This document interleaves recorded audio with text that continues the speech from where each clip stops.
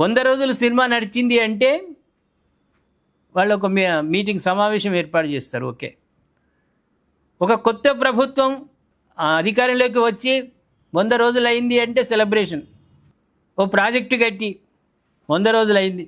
Okay, ఒక పాప పుట్టే 3 నెలలు దాటి 10 రోజులు నిండింది అనుకో, 100 రోజులు ఫెస్టివల్ ఏదైనా పండుగ చేసుకుందాం, కేకులు కట్ చేద్దాం. ఈ బొంద ఏంది? ఈ బొంద ఏంది?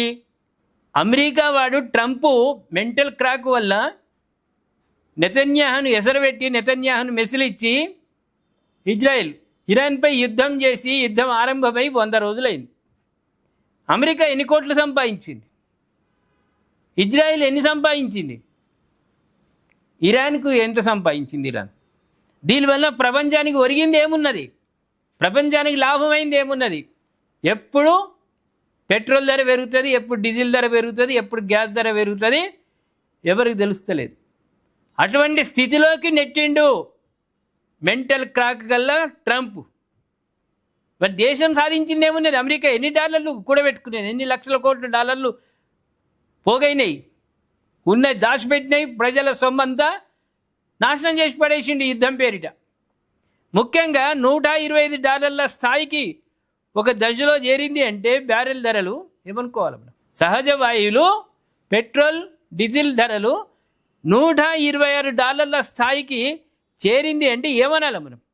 అంటే యుద్ధం ఆగే స్థితి లేదు. యుద్ధం ఆపుతున్నాం, శాంతి చర్చలు అంటాడు ట్రంప్. వారం రోజులు శాంతి అంటాడు, వారం కాగానే వారం లోపట్నే మళ్ళీ యుద్ధం మొదలు పెడతాడు. అంతు లేదు, పొంతు లేదు, మాటకు పద్ధతి లేదు, మన్ను లేదు. ప్రపంచాన్ని గందరగోళంకు నెట్టిన ట్రంప్ ఆ దేశం కూడా అష్టకష్టాలు పడుతున్నది. మొత్తం డబ్బంతా యుద్ధానికి పెట్టింది. డెవలప్మెంట్ చేసేటువంటి డబ్బు, డెవలప్కు ఉపయోగించాల్సిన డబ్బు యుద్ధానికి వాడింది. ఇవాళ ఆర్థిక సంక్షోభంలో ప్రజలను, ప్రపంచాన్ని నెట్టడమే కాదు, అమెరికాను కూడా నెట్టిండు. ఒక రకంగా ప్రపంచంలో భారతదేశం స్థిరంగా ఉంది తప్ప మిగతా దేశాలు మొత్తం ఆగమైపోయినాయి. ఇదంతా గొప్పతనం ఎవరికి ఇవ్వాలి?